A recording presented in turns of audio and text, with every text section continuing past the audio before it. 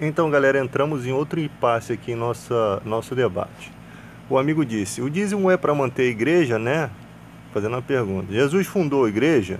Ele disse alguma vez que deveríamos construir templos e pagar salário para funcionários? Olha, primeiro precisamos acreditar em toda a Bíblia, né? E precisamos pegar essa informação dentro da Bíblia. O que Jesus disse a respeito dos seus discípulos? Ficai na cidade tal, até que do alto seja revestido do Espírito Santo, e ele vos guiará em toda a verdade. Ou seja, a partir da morte de Cristo, quem conduz a igreja é o Espírito Santo. Então, homens santos falam da parte de Deus, como Paulo, como os outros discípulos. No caso, Paulo, apóstolo, né? Não foi discípulo de Jesus, mas foi apóstolo.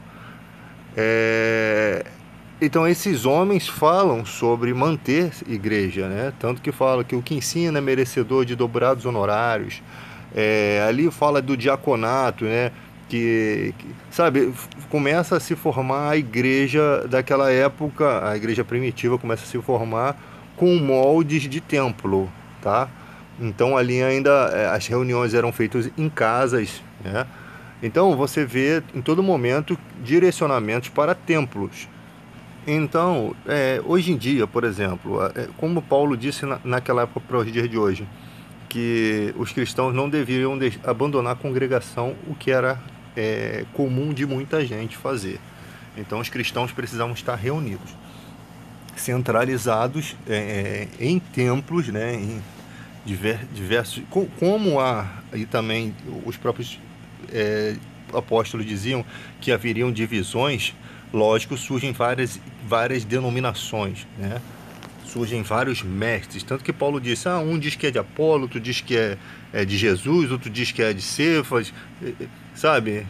E ele diz que aquilo tudo, aquela divisão não é certa, que todos nós pertencemos apenas a Jesus Cristo. Mas ele sabia que ia acontecer essas divisões, tá? Ele bem relata, ele tem relatos que ele sabia que no futuro ia ter essas divisões, mas ele quis dar a ideia de quê? De que todos se lembrassem que somos de Cristo, não somos de homem nenhum, tá? Que toda a unidade da fé tem que estar fundamentada em Cristo. Ponto.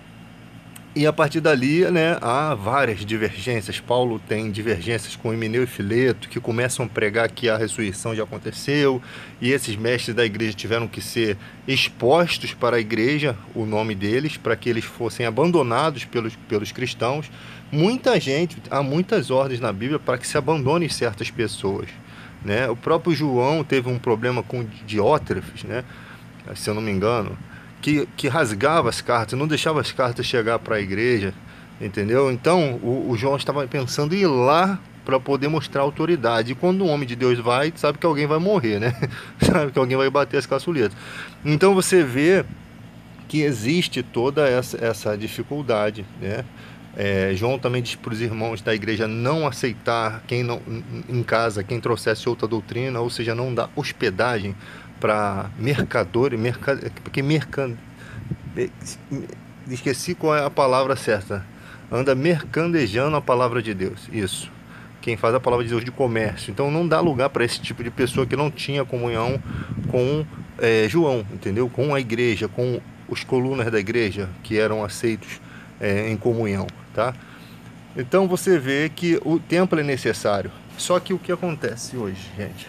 O que acontece é que há um enriquecimento do templo, e esses recursos do templo ele fica na mão de uma só pessoa ou de uma equipe, que são os líderes, sendo que esses recursos eles tinham que ser tratados por toda a igreja, não pelos líderes. Os líderes são responsáveis o quê? De dar de fazer com que a obra de Deus flua, tá?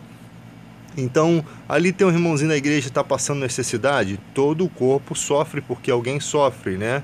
Então, se você tiver um dedo machucado, você vai sofrer por conta daquele dedo, ele faz parte do seu corpo. Então, se um irmão sofre, todos sofrem. Só que o problema é que nas igrejas hoje, só os irmãos que sofrem, os líderes não sofrem nada. Eles querem que os irmãos façam pelo corpo, e ele também, pertencendo ao corpo, não quer tirar do caixa da igreja para ajudar o corpo, para ajudar o membro que está ali perdido, né? Você pode servir, tem igreja que você serve anos e anos, e eu tenho testemunho disso, não vou dar detalhes aqui, serve anos e anos na igreja, e aí a pessoa adoece. Os irmãos esperam você pedir alguma coisa para aquela pessoa.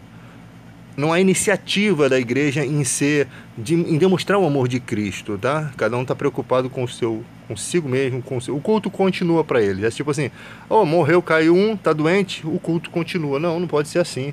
Se alguém sofre, todos têm que sofrer. Então, os domésticos na fé têm que entender que quem é doméstico na fé, obreiros, pessoas que estão ali sempre, são muito importantes. Amai-vos uns aos outros ardentemente, com amor fraternal. Isso não acontece. Tem irmãos que não dá nem carona pro outro. É um bando de raça de pão duro, é gente caloteira, é gente agiota dentro da igreja, é gente que cola com você para pedir empréstimo a você, porque você é idoso, sabe que você consegue empréstimo.